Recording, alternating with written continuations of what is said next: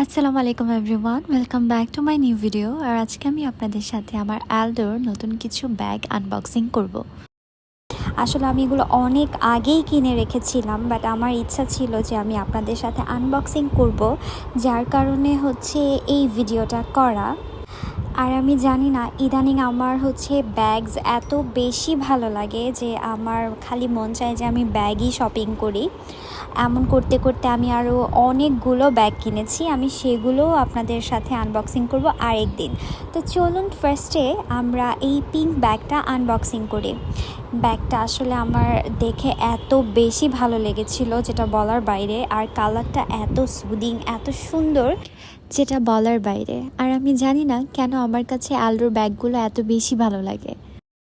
আর অনেক handy, like হচ্ছে এটা অনেক লাইট ওয়েটেড অ্যান্ড অনেক বেশি ক্লাসি। তো চলুন ব্যাগটা আমি আপনাদেরকে একটু খুলে দেখাই। ব্যাগের ভিতরে আসলে দুইটা চেম্বার আছে আর একটা ছোট জিপারও আছে। আর এটা হচ্ছে লং বেল্ট, এটা আপনারা হচ্ছে দুইভাবেই ক্যারি করতে পারবেন।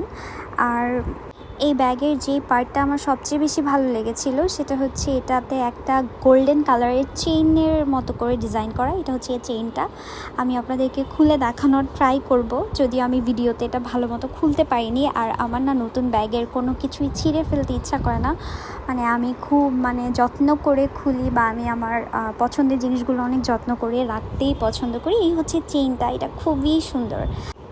আর এই ব্যাগটা কিন্তু আমি ঈদের দিন আমার আউটফিটের সাথে নিয়েছিলাম। তো চলুন আপনাদেরকে নেক্সট ব্যাগটা দেখাই। এটাও আমার ফেভারিট একটা ব্যাগ, আমি আগেও বলেছি যে আমার কাছে অ্যালডোর ব্যাগগুলো অনেক বেশি ভালো লাগে।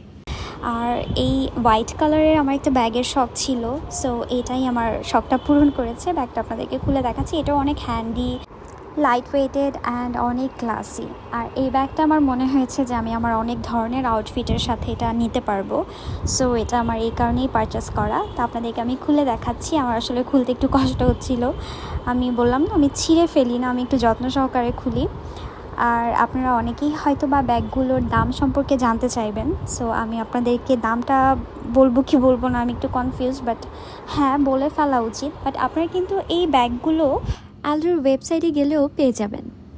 পিঙ্ক ব্যাগটার প্রাইস পড়েছিল প্রায় $81, যেটা বাংলাদেশি টাকায় 8,000 টাকার একটু উপরে। আর এই হোয়াইট কালারের ব্যাগটার দাম পড়েছিল $80। এইটাও প্রায় 8,000 টাকার মতোই পড়েছিল। দুইটা ব্যাগই আসলে সেম ছিল প্রাইস বলতে গেলে। আর এই ব্যাগটার মধ্যেও কিন্তু আপনারা গোল্ডেন কালারের একটা চেইন দেখতে পাচ্ছেন, যেটার কারণে আমার এই ব্যাগটা অনেক বেশি ভালো লেগেছে।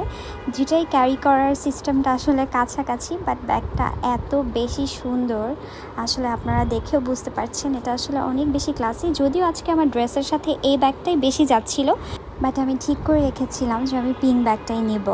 তো আপনাদের সাথে আমি আমার ঈদের কিছু পিকচার শেয়ার করব। আই হোপ এই ভিডিওটা আপনাদের ভালো লেগেছে।